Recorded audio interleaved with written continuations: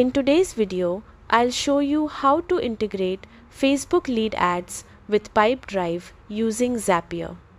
This setup automatically sends new Facebook leads straight into your CRM, so you never miss a potential customer. Start by opening your browser and heading to Zapier. Log into your account or sign up if you're new. Once you're on the dashboard, click Create Zap to begin building your automation. For the trigger app, select Facebook lead ads. Choose new lead as the trigger event, which means the workflow will run every time someone submits your lead form. Connect your Facebook account and select the correct ad account, page, and lead form you want to track. Next, set up the action app. Choose Pipedrive as the action and select an event like Create Person, Create Deal, or Create Lead, depending on how you want to store your Facebook leads in Pipedrive.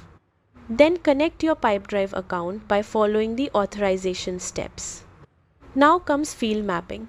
Match Facebook lead fields such as name, email, phone number, and company to the correct fields in Pipedrive. Take a moment to double check everything to ensure the data flows correctly. Once done, run a test to confirm the integration is working. If the test is successful, click Publish and your automation goes live. That's it.